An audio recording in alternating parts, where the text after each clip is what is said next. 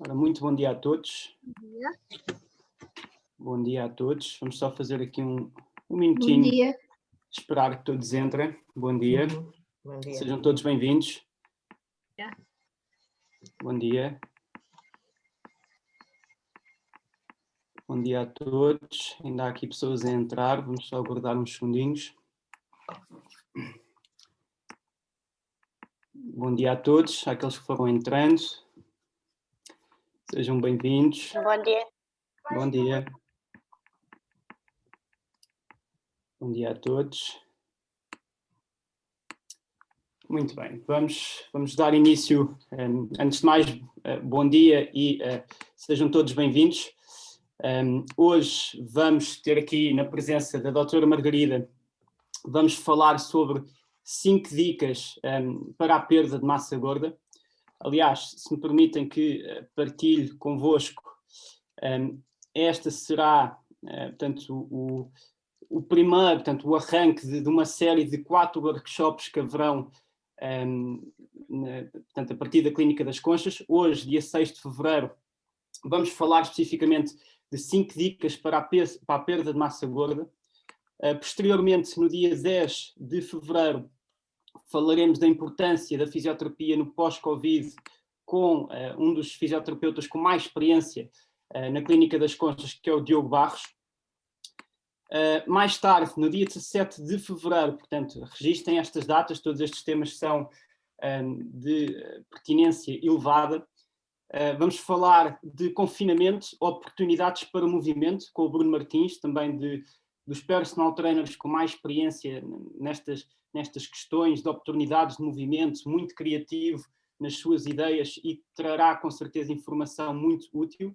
E por fim, dia 24 de fevereiro, comigo, Ruben Francisco, vamos falar sobre dicas para o treino que visa melhorar a composição corporal, especificamente com vista à melhoria ou à perda da massa gorda.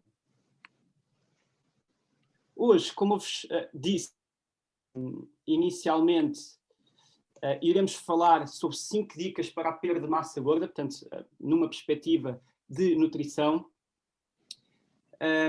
Este tema da perda de massa gorda é um tema, como vocês todos sabem, e reconhecem a importância daí estarem aqui presentes, é um tema bastante pertinente.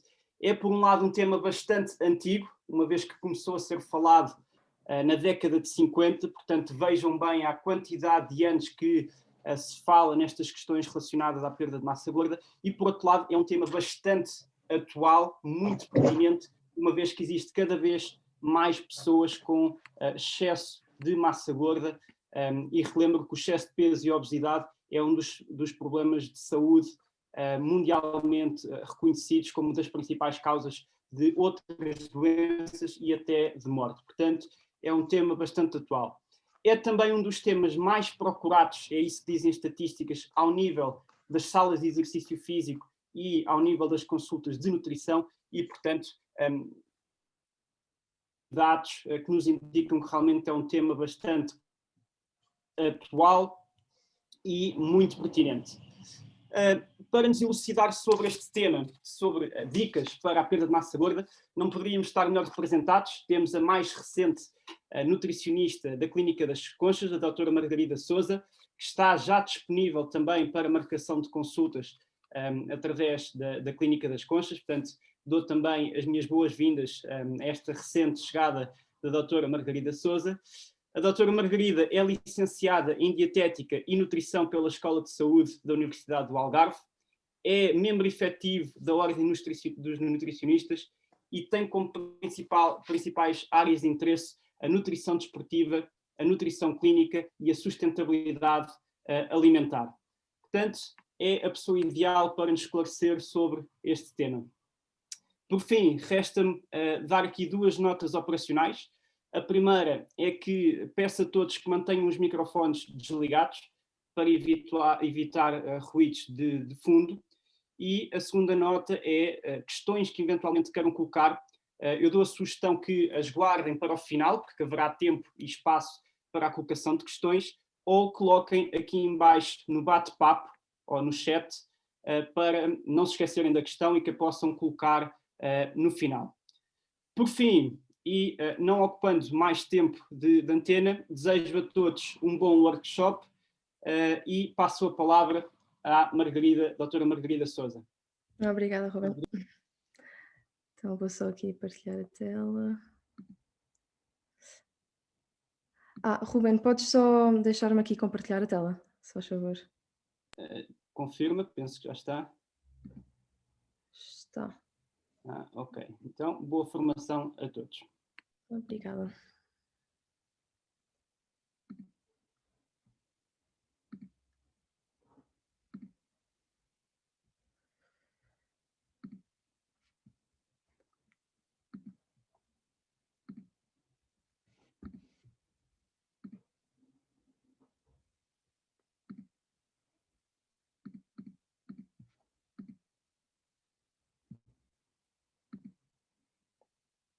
Ok, já estão a ver o ecrã?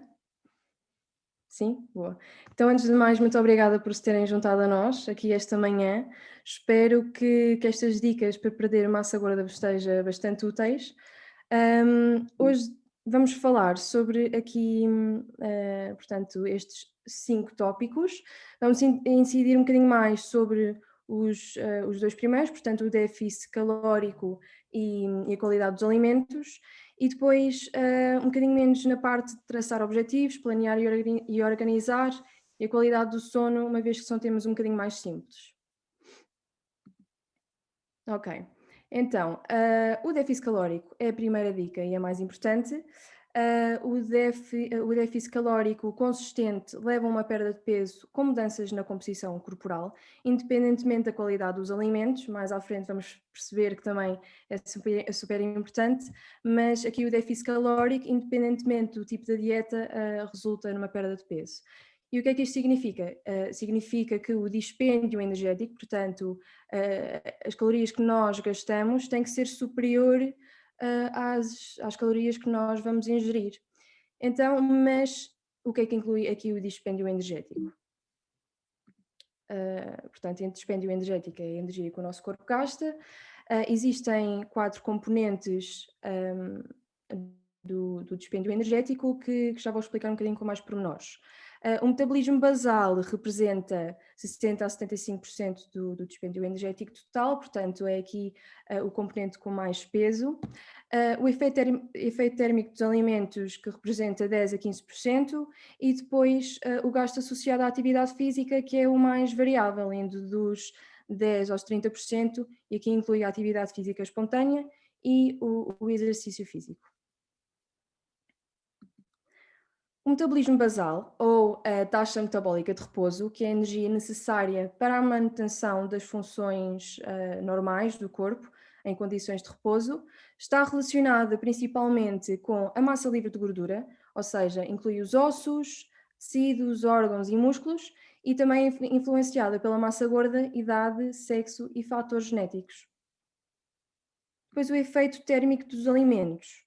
É aquela energia gasta pelo organismo para digerir os alimentos e é influenciada tanto pela quantidade de alimento como pela composição em macronutrientes. Depois temos a atividade física espontânea, que é a energia que gastamos em tudo o que fazemos, que não seja dormir, comer ou fazer exercício físico. Portanto, isto inclui subir as escadas, ir a pé para o trabalho, cozinhar, limpar a casa. Portanto, tudo isto vai contar, ok? E depois, pronto, temos aqui o exercício físico, também é crucial e para estimular a formação ou minimizar a perda de músculo, e também tem um efeito muito positivo na saúde cardiovascular, no controle do stress, na melhoria da qualidade do sono, e tem tantos outros benefícios para a saúde. Neste caso, tanto a atividade física espontânea como o exercício físico apresentam um papel fundamental na perda de massa gorda, associada claramente à alimentação. Ok, então temos aqui o balanço energético, que é o equilíbrio entre o consumo energético e o dispêndio energético. Se o balanço energético for negativo, vai haver uma perda de peso, porque estamos a gastar mais energia do que aquela que ingerimos.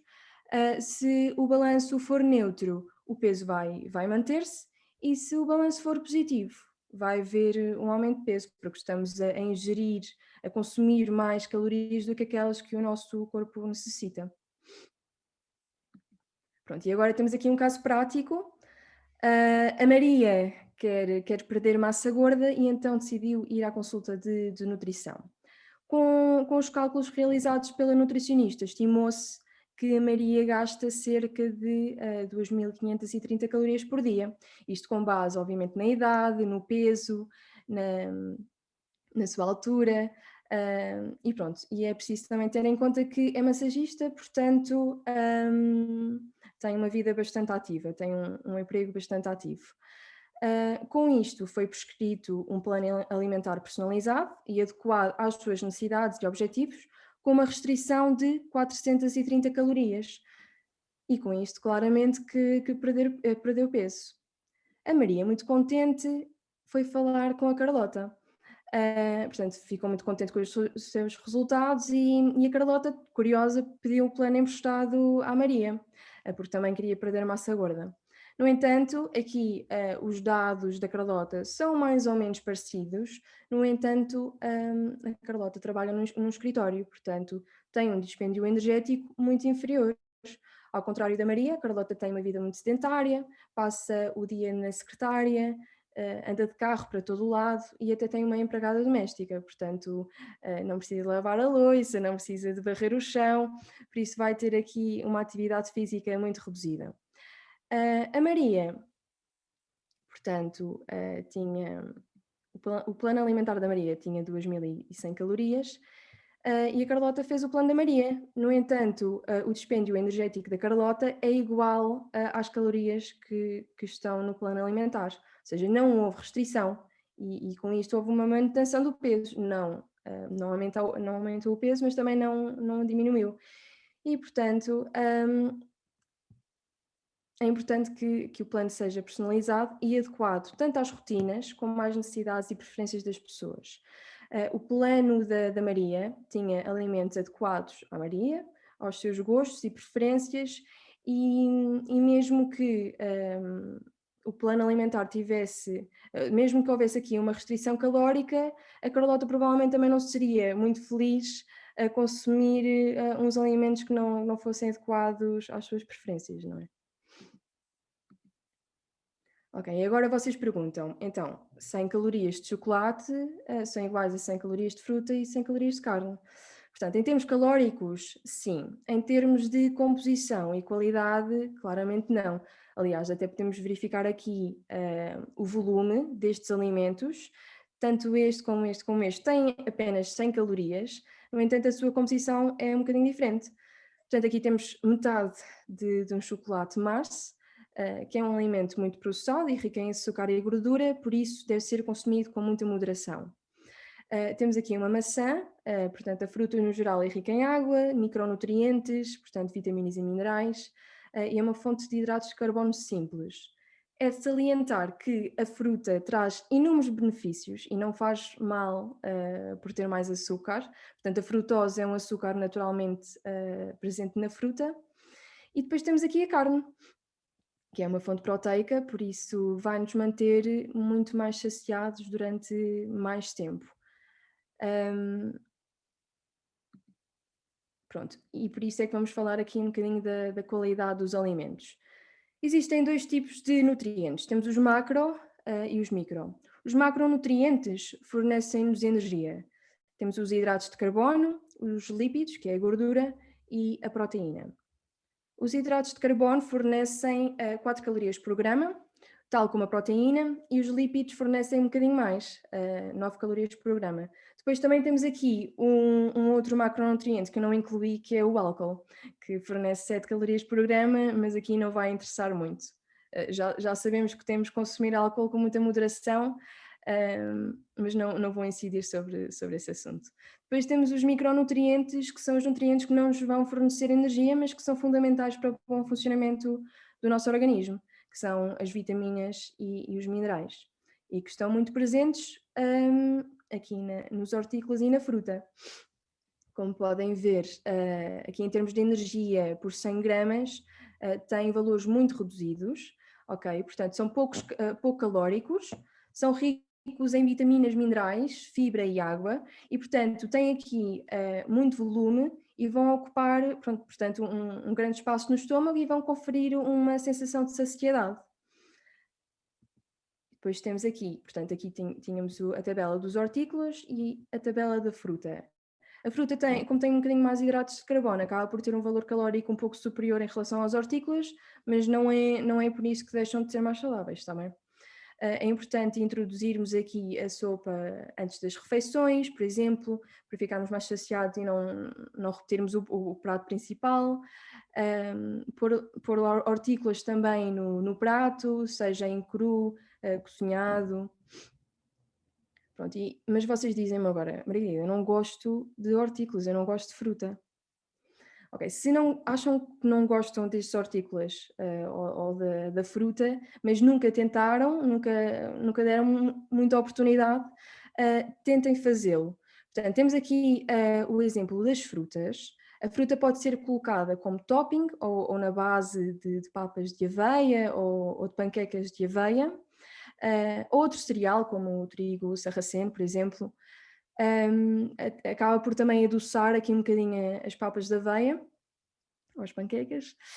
Depois temos aqui um exemplo de um gelado apenas com 2 ingredientes, que é fruta congelada e iogurte. O iogurte podem utilizar o que mais gostarem, devemos obviamente consultar o rótulo e verificar se não tem adição de açúcares, e em termos proteicos também é importante.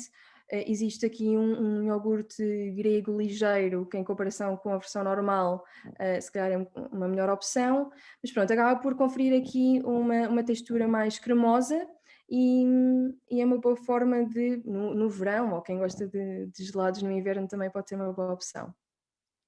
Depois temos aqui a fruta na salada, que normalmente vemos nos restaurantes, mas também que podemos incluir no menu de casa, está bem?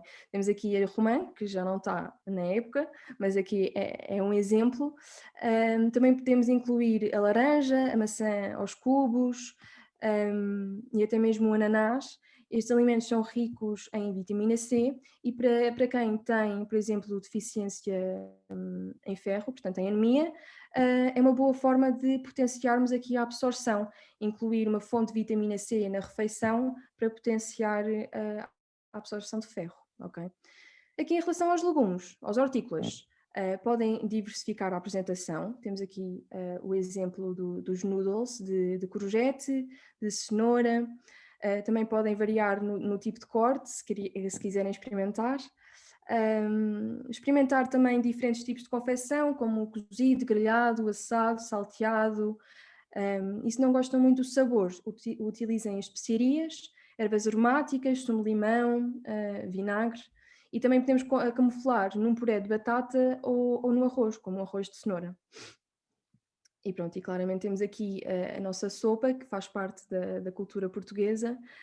Se não toleram sopa não passada, passem a sopa. O que interessa é que comam, está bem? Depois temos aqui o exemplo das leguminosas, que não estava aqui bem no tema, mas também é uma boa opção. Portanto, se não gostam da textura das leguminosas, como feijão, grão, lentilhas, podem triturá-las. Aqui temos o exemplo do hummus, que é uma pasta de grão de bico. Podem também fazer uma pasta de, por exemplo, feijão branco com beterraba ou com cenoura cozida, e podem ingeri-los com palitos de vegetais. Temos aqui o exemplo da cenoura, também pode ser pepino, pimento vermelho, e depois também podem barrar no pão ou em tostas. Depois aqui, ao contrário dos hortofrutícolas, as fontes de gordura são altamente calóricas e não é por serem de fontes mais saudáveis, como o azeite, abacate, frutos gordos como o amendoim, a amêndoa, noz, avelãs, ou sementes, como as sementes de abóbora, sementes de girassol, que deixam de ser calóricas, não é? Podem ser saudáveis e calóricas. Portanto, neste caso, se queremos diminuir a massa gorda, temos que moderar o consumo destes alimentos, ok? Depois, claramente, os refogados, fritos, molhos e alimentos mais processados, inclui aqui, para também perceberem que são alimentos muito ricos em gordura. E claramente tirar sempre a gordura visível da carne e do peixe, porque não é por serem da carne e do peixe que devemos consumir, não é? A carne e o peixe são muito saudáveis, mas convém retirar sempre a gordura visível. Ok, pronto. Em relação ao azeite, é importante quantificar o seu consumo e uma forma de fazermos isso é utilizarmos uma colher de sopa ou uma colher de sobremesa, tanto para pôr o azeite na sopa ou para utilizar para temperar as saladas ou para fazer saltear os legumes. É preciso quantificar estes alimentos porque, como eu já disse, são altamente calóricos e podemos ver aqui a diferença entre estes alimentos. E aqui a fruta e os hortícolas,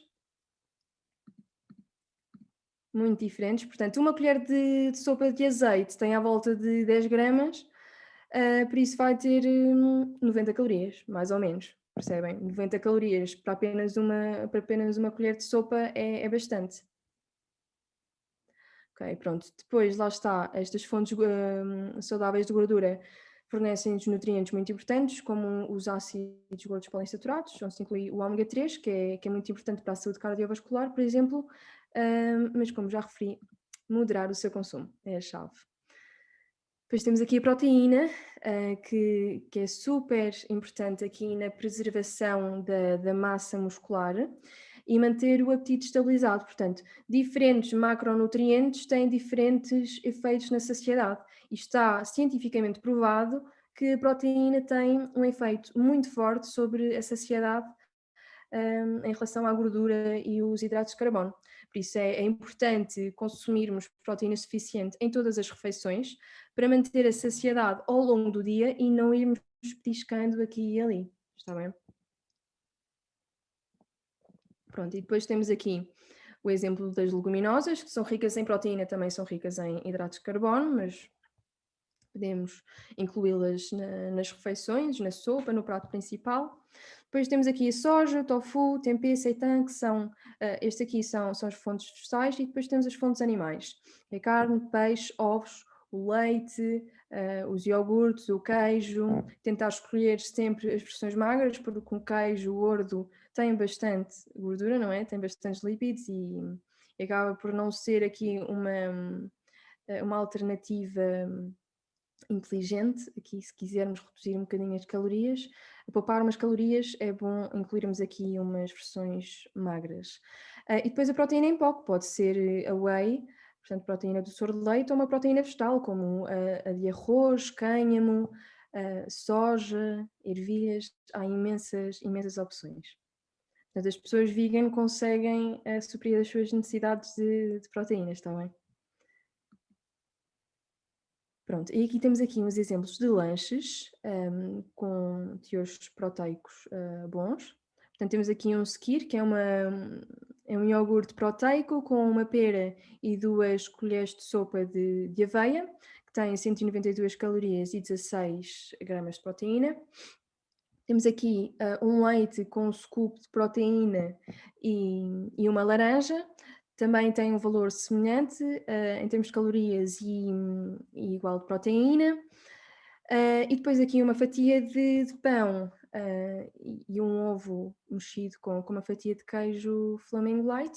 E depois temos aqui a opção da barrinha proteica, que tem um valor de proteína muito cativante. No entanto, é importante referir que é um produto bastante processado.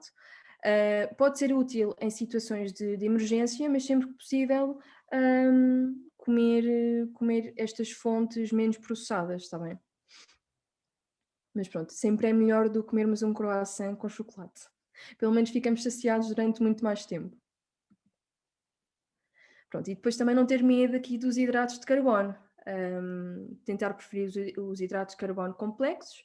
Estes são digeridos mais lentamente pelo nosso organismo, fazendo-nos sentir saciados durante mais tempo. Portanto, temos aqui os exemplos dos cereais, da batata, pão, leguminosas, arroz, massa. São fontes importantes e e não devemos ter medo dos hidratos, está bem? Nós conseguimos muito bem perder massa gorda e continuar a ingerir hidratos. É preciso claramente ter cuidado com as porções, porque não deixam de ser alimentos mais calóricos, mas podemos incluir e também podemos comer hidratos à noite. Não é de passar das 6 horas da tarde às 7 que estes hidratos ganham calorias assim de forma mágica, ok? Pronto, e aqui uma parte também muito importante para a perda de massa gorda. Portanto, nenhuma dieta ou programa de perda de peso vai funcionar até que se estabeleçam objetivos.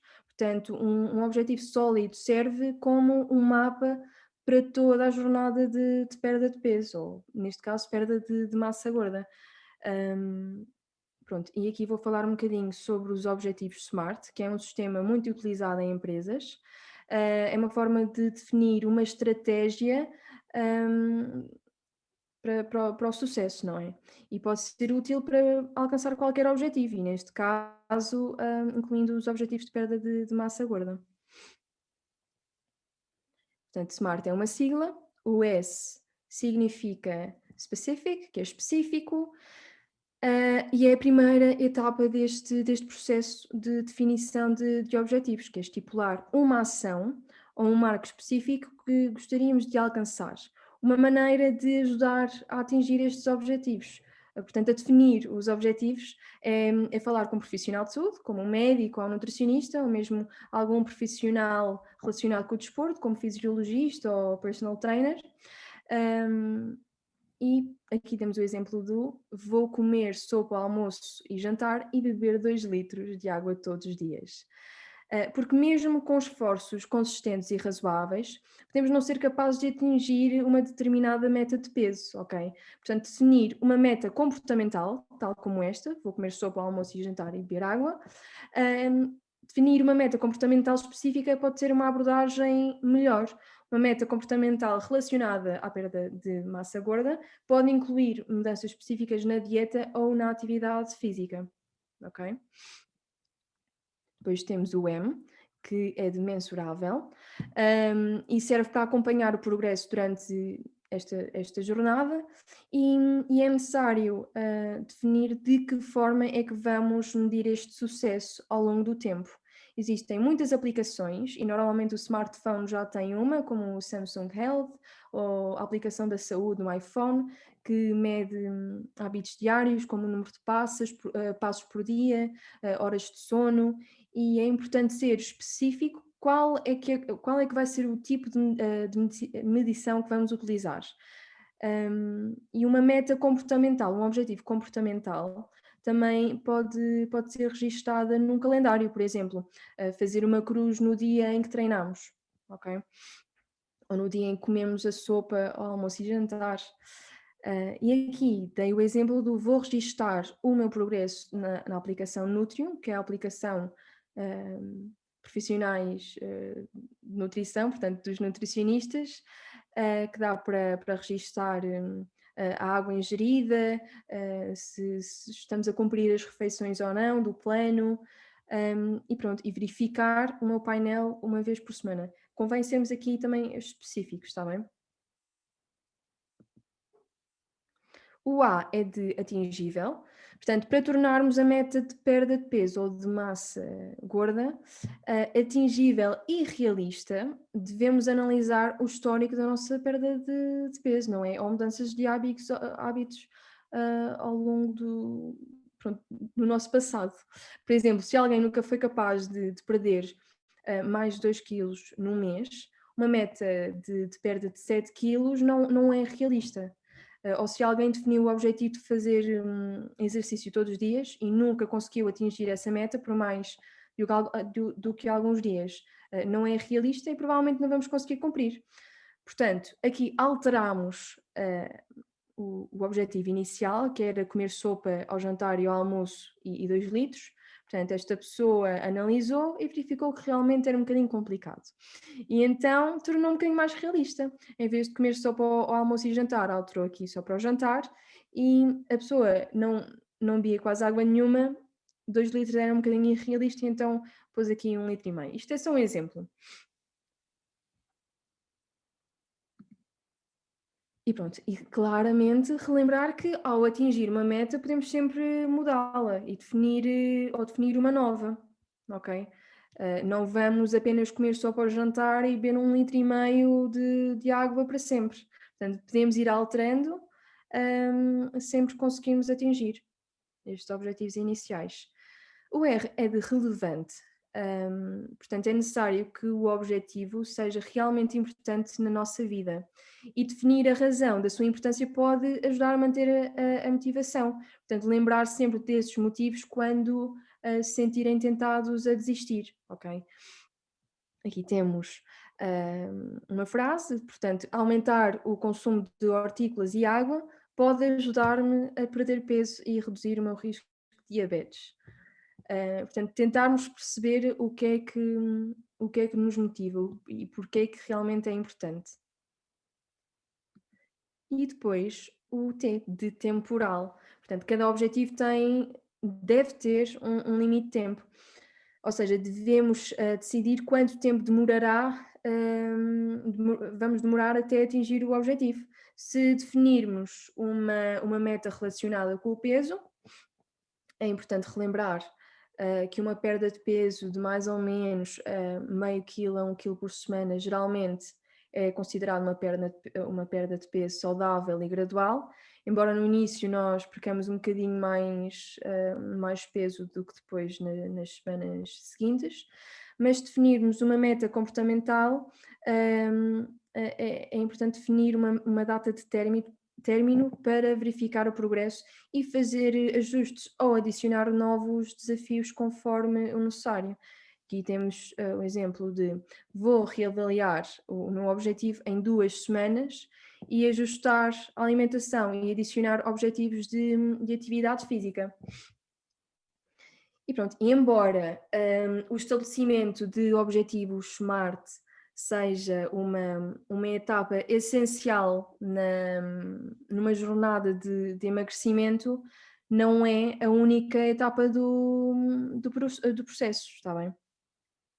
E por isso é importante planear e organizar, que é esta parte aqui. Portanto, é importante que uma vez que os objetivos estejam estabelecidos, é necessário criar um plano alimentar em conjunto com o nutricionista ou um menu semanal, um plano de treinos de treinos ou atividade física e colocá-los em prática para começar a cumprir os objetivos. Aqui no menu semanal, o almoço e jantar pode ser igual para toda a família. É frequente a ideia de que quando os objetivos são opostos, portanto diminuição ou aumento de peso, é necessário confeccionar pratos diferentes. No entanto, o segredo está nas porções, ok? Portanto, temos que adequar a quantidade para cada pessoa. É importante também incluir fontes proteicas em todas as refeições, como eu já referi, é uma excelente forma de mantermos a saciedade ao longo do dia. Incluir sempre hortícolas variadas ao almoço e jantar, em sopa, cru, portanto salada ou cozinhado. Incluir lanches variados e equilibrados. E para quem não tem muito tempo, a habilidade de incluir refeições práticas e de rápida refeição. Para sermos saudáveis não é preciso complicar imenso, ok? Então, em relação à lista de compras, esta deve estar num local bem visível, como a porta do frigorífico. Hoje em dia também já existem aplicações, portanto pode estar em formato digital. Até existe uma aplicação que é portuguesa, eu acho que se chama Bring, B-R-I-N-G, ponto de exclamação, e é gratuita e dá para partilhar listas entre família e amigos. Depois também optar por alimentos frescos, locais e da época, porque são mais ricos em nutrientes e os da época também acabam por ser mais económicos. Estes alimentos aqui também podem ser utilizados em nosso favor, como aqui os legumes congelados, a fruta congelada e até estas sopas que já existem quase todos os supermercados, que já têm uma composição muito interessante, não têm a adição de muito sal, nem de azeite, e há versões até que também não têm batata. Okay? Se houver alguém que não gosta mesmo de fazer sopa, ou acha que não tem jeito, estas opções são saudáveis. E lá está, comer saudável não é mais caro, mas requer planeamento. E também é importante olharmos para os rótulos. Portanto, aqui temos um exemplo de uns hortícolas congelados, com a adição de óleos vegetais, dextrose, estabilizantes, muitos aditivos que não vale a pena estarmos a adicionar aos legumes. Mas também temos opções muito interessantes que apenas contêm, claramente, aqui os hortícolas, não é? E esses podemos ingerir à vontade.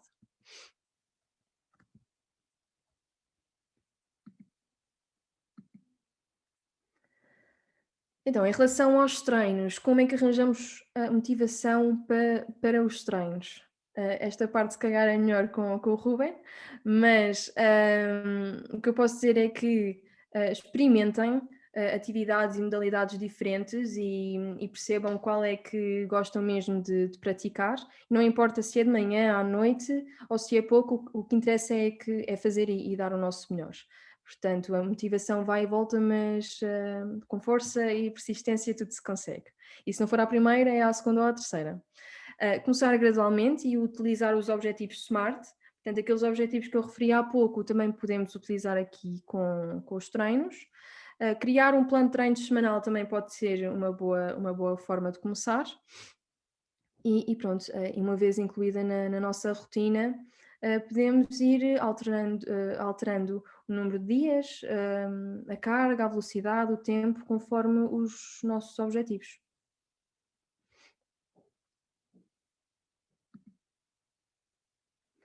Aqui, sobre a qualidade do sono. O sono é fundamental para o bom funcionamento do nosso cérebro e do nosso organismo. Portanto, ocupa um terço da nossa vida, portanto é bastante. É fundamental para, portanto, a duração média do sono e a qualidade do sono têm diminuído imenso ao longo dos tempos, provavelmente devido ao aumento do stress, da aceleração do ritmo de trabalho e das novas tecnologias. Mas é importante referir que, com a privação do sono, a leptina baixa e a grelina aumenta. A leptina é uma hormona que desempenha um papel muito importante no controle do apetite e a grelina é responsável pela estimulação da fome. Portanto, uma vez que a leptina baixa, a sensação de saciedade também baixa e uma vez que a grelina aumenta, a fome também vai aumentar. Portanto, se não dormirmos bem, se não dormirmos as horas suficientes, ou se o sono também não tiver uma boa qualidade, vai haver um aumento do apetite e um maior consumo de alimentos ricos em gordura e açúcar. E estes alimentos assim mais processados. Nós, quando não dormimos muito, não nos apetece comer hortícolas e fruta e apetece-nos comer alimentos assim com mais açúcar e gordura, portanto, que têm mais sabor. Vá.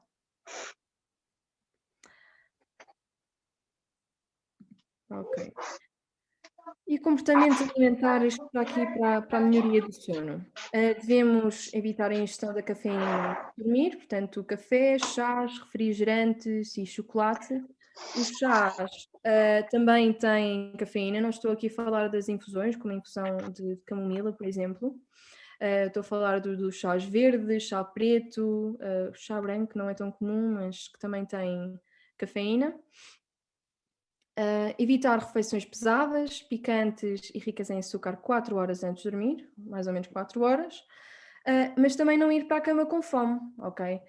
Podemos incluir uma ceia na nossa alimentação, portanto, comer alguma coisa antes de dormir para não irmos para a cama com fome. Agora, uma ceia leve, como por exemplo um queijo fresco, um iogurte, pronto.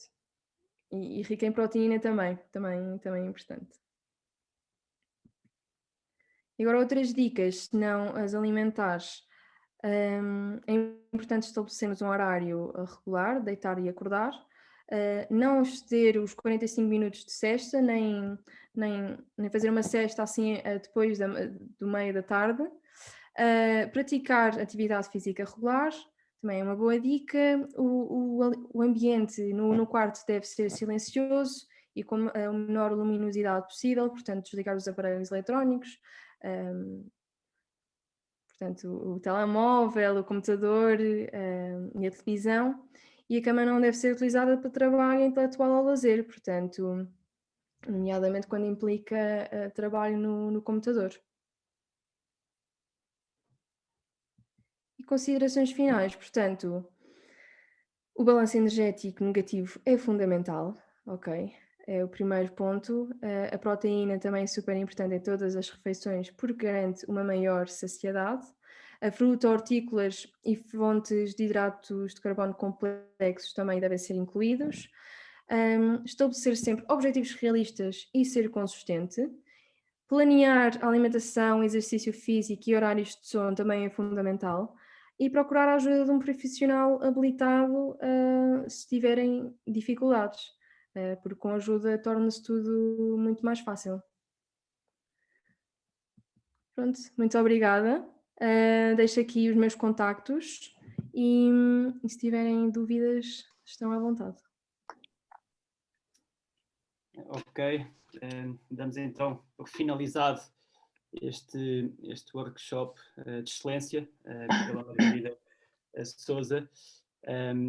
Eu gostaria só de rever e, portanto, realçar alguns pontos muito importantes que a doutora Margarida acabou de frisar. Portanto, começámos, neste caso, por ver a importância do déficit de energia, portanto, gastar mais energia do que aquela que consumimos quando o nosso objetivo é a perda de massa gorda. Vimos também a importância da qualidade dos alimentos, vimos claramente num exemplo muito comum que 100 calorias de chocolate não são iguais a 100 calorias da carne, e aqui a doutora Margarida tocou num ponto muito importante que foi a proteína, a importância da proteína na saciedade e também na questão da massa muscular. De seguida vimos a importância de estabelecer objetivos, onde foi realçado claramente a importância de ter objetivos específicos, mensuráveis, atingíveis, relevantes e com uma margem temporal bastante, portanto, adequada ao objetivo em questão. Vimos a questão do planear e organizar, que pode e deve ser feito também com a ajuda de um profissional, seja da área da nutrição ou da área do exercício. E, por fim, vimos a qualidade do sono e a influência que este tem sobre a questão do apetite, sobre a questão também da nossa energia e da nossa funcionalidade diária. Posto isto, e após estes temas de elevada importância, coloca-se então aqui um espaço onde poderão ser colocadas dúvidas e podem colocar questões que vos tenham surgido ao longo destes minutos de apresentação. Temos já aqui uma interação. As dúvidas podem ser colocadas ou através do microfone, portanto, podem ligar o microfone e as dúvidas, ou através do chat ou do bate-papo aqui em baixo por escrito. Temos já aqui uma questão lançada pelo António Costa, que agradece desde já esta apresentação, e a dúvida remete em relação à leitura do rótulo de um alimento. Qual o significado e interesse para a perda de massa gorda em procurar os lípidos? Quantos são saturados? Ou seja, qual a importância de encontrar os lípidos que são saturados nos rótulos dos alimentos? Foi a questão do António Costa. Os lípidos, quando são saturados, não têm tanta qualidade, não é? É melhor preferirmos aqueles alimentos que têm gorduras poliinsaturadas, como eu referi, o azeite, os frutos oleaginosos, portanto, os amendoins, cajus, nozes. Aqui, um alimento que seja rico em lípidos, que tenha uma grande quantidade de lípidos, acaba também por ter um valor calórico muito superior. E aqui, quando estamos a falar em déficit calórico, é importante reduzirmos aqui estes alimentos para consumirmos um maior volume de alimentos e ficarmos saciados durante mais tempo. Aqui a questão dos rótulos é importante, obviamente, avaliarmos a qualidade dos alimentos, mas na questão da massa gorda não é bem isso que influencia, é mais olhar para as calorias e claramente também verificarmos a qualidade.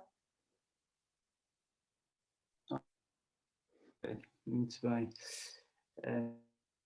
O António agradece e eu agradeço também este excelente esclarecimento desta questão. Também, não sei se existe alguém com mais alguma questão, eu tenho aqui uma, não sei se alguém quer colocar a sua questão. Então eu aproveito e lanço já aqui a questão que eu tinha. Portanto, a Margarida falou da importância da proteína, e eu realço que a proteína, de facto, é importante não só para na questão da saciedade, mas também para a manutenção da massa muscular, que a massa está diretamente relacionado com a saúde, portanto, massa muscular é saúde, mas também numa perspectiva estética. Portanto, muitas das pessoas que perdem peso queixam-se muitas das vezes da flacidez, de um aspecto menos atlético, digamos assim, e isso muitas das vezes é falta de proteína. A minha questão é relativamente, por exemplo, ao jantar e nas ceias. Margarida, não sei se existe ou se poderás indicar alguma fonte que seja mais aconselhável. Eu sei que foste falando ao longo destes minutos, mas se existe alguma fonte aconselhada relativamente ao jantar e às ceias, principalmente aquelas pessoas que têm um jantar muito cedo e acabam por se deitar um bocadinho mais tarde, é importante voltar a ter uma dose de proteína nessa ceia, se existe alguma fonte mais indicada para essas horas noturnas, para estes casos destas pessoas. Obrigado. Sim. Então, em termos, lá está, isto tem que ser tudo adequado às pessoas, não é? Se uma pessoa vai fazer um jantar mais cedo e se deitar um bocadinho mais tarde, vai haver ali uma fase em que vão haver umas boas horas antes de se deitar e convém comer alguma coisa. Neste caso, o queijo fresco, por exemplo, é uma boa fonte de proteína, tem uma quantidade de caseína boa, o que é bom para mantermos aqui a massa muscular e para prevenir o catabolismo do músculo durante a noite. Portanto, uma pessoa que treine, convém também esta parte proteica porque assim, quando estamos a fazer um déficit calórico, vamos perder peso, mas este peso pode ser tanto em massa muscular como em gordura, por isso é que é bom referir que proteína é fundamental para que o peso que percamos não seja em músculo. Okay? Porque quando falamos em perder peso, normalmente referimos a emagrecer, mas perder peso não é o mesmo que emagrecer. É importante referir isso. Muito bem, obrigado Margarida pelo esclarecimento e uma vez mais o realce aqui da proteína. Temos também aqui uma outra questão relativamente ao jejum intermitente. Portanto, o jejum houve ali uns anos que teve muito em voga, depois foi desaparecendo e agora parece que está a voltar em força. Sim. Portanto, eu posso adiantar também que o jejum, muitas das vezes, esta questão do jejum aparece porque há sempre um atleta ou alguma celebridade que acaba por mostrar que faz jejum e depois estas questões acabam por aparecer muito em voga. E a questão é se, portanto, e realmente hoje em dia é muito falado, se o jejum intermitente pode ter aqui, ou neste caso, qual a opinião relativamente ao jejum intermitente? Okay. Então, o jejum intermitente pode fazer sentido para algumas pessoas. Agora, por exemplo, uma pessoa que não consiga consumir grandes quantidades de alimento de uma só vez, um jejum intermitente se calhar não é a melhor opção, porque vai ter que fazer refeições ao longo do dia, fazer refeições de 3 em 3 horas. Agora, uma pessoa que tenha horários, por exemplo, trabalho em que não consegue fazer lanches, o jejum intermitente pode ser uma opção boa. Isto vai depender muito de pessoa para pessoa, está bem? E lá está, independentemente do tipo de dieta, no fundo têm que ser todas hipocalóricas, portanto ter menos calorias do que aquelas que necessitamos. Estou a falar aqui do jejum intermitente, mas também poderia ser uma dieta vegan, uma dieta cetogénica. Todas estas dietas têm um ponto em comum, que é o déficit calórico. Muito bem.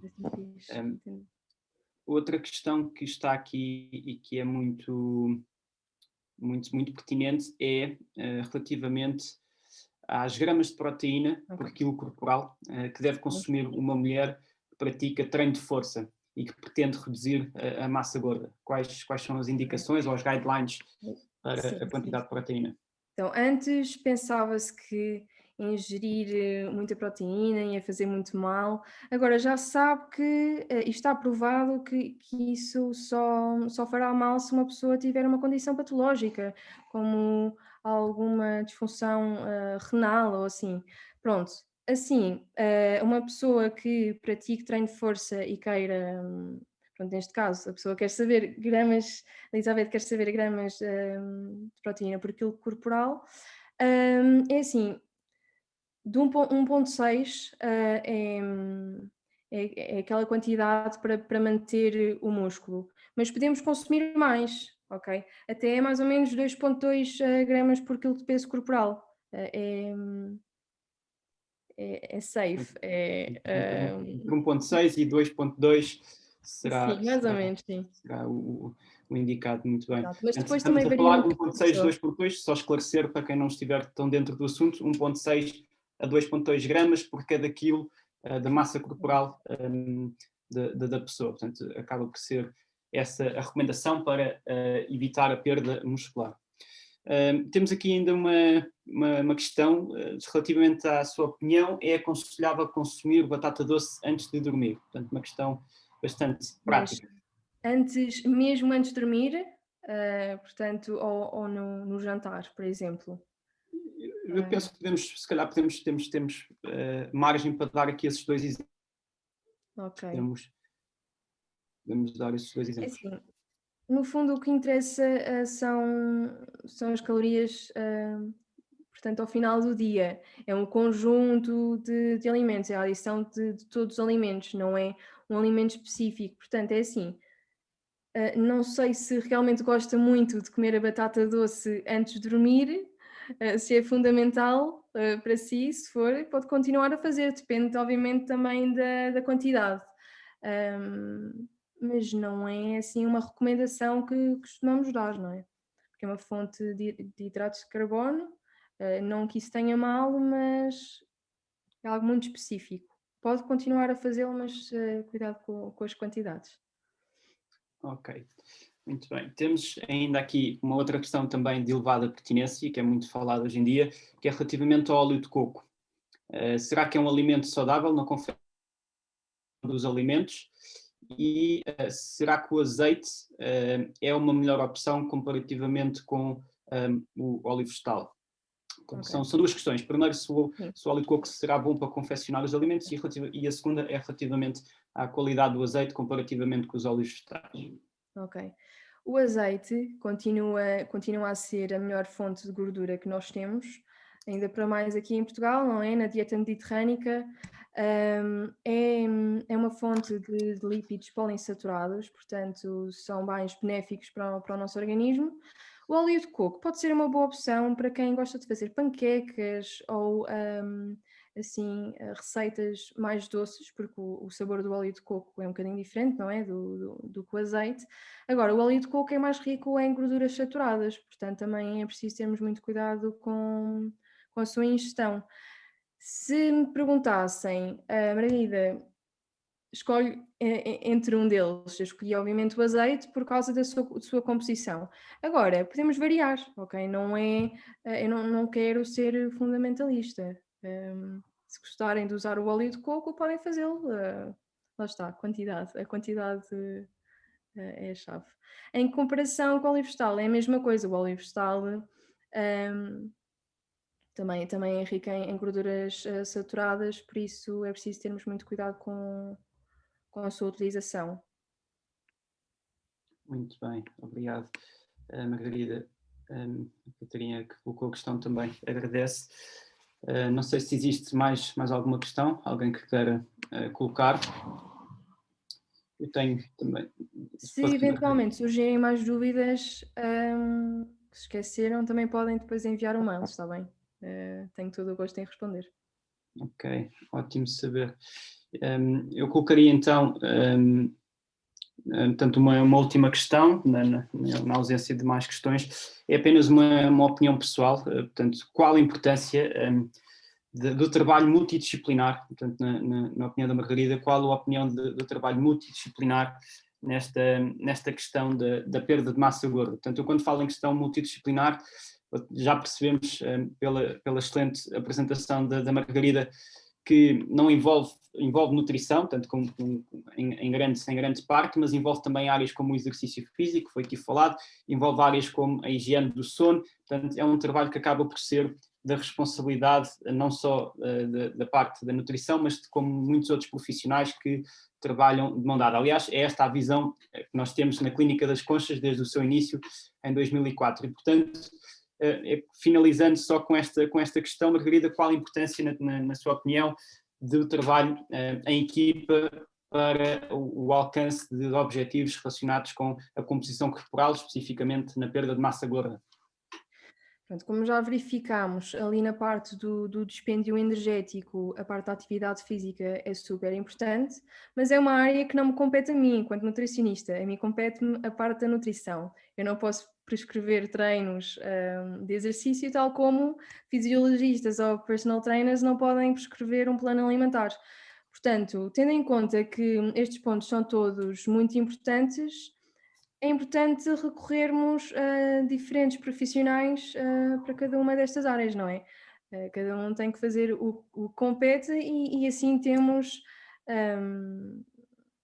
existe maior eficiência, não é? Muito bem, muito bem. Obrigado, Margarida, também pelo esclarecimento destas questões. Eu relembro e deixo só aqui, uma vez mais, 2 notas antes de finalizarmos.